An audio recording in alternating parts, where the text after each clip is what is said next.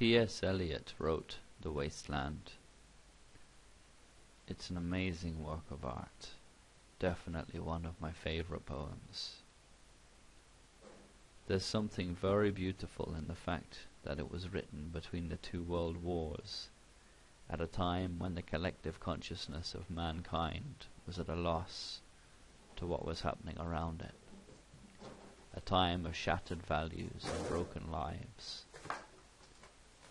In fact, World War II must be one of the most influential events in the history of mankind. Our whole direction took a completely different shift afterwards, both culturally and in terms of our values. These days, the world has become completely based around immediate gratification of our desires.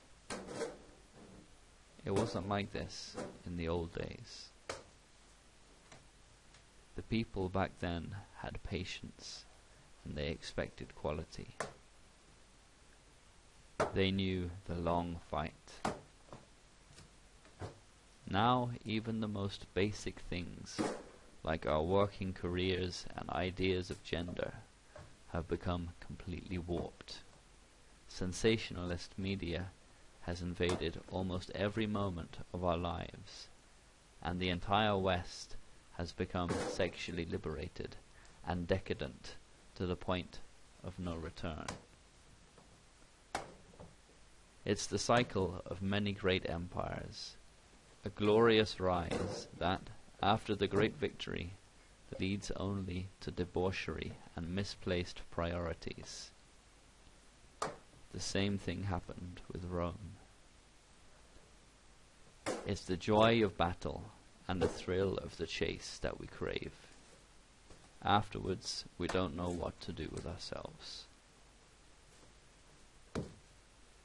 What happens is that the id of the collective consciousness takes over once the superego declares victory.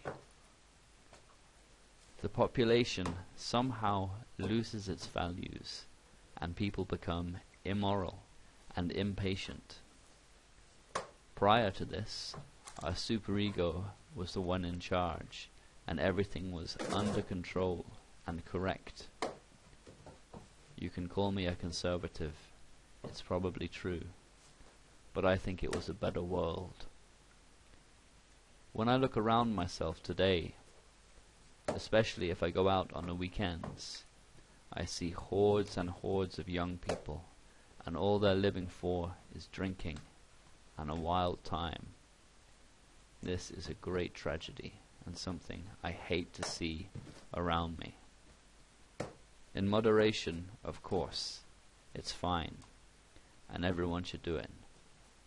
But in excess, it's a terrible thing. I see so many people in the grip of their base desires, unable to let go. This always makes me think of the Devil Tarot card. In it, there's a man and a woman bound together. It's a card about being bound to different things that aren't good for us, like alcohol and other addictions. The interesting thing about the card is that if you look closely, the chains that bind the people are easy to remove. As well as that, they're self-imposed.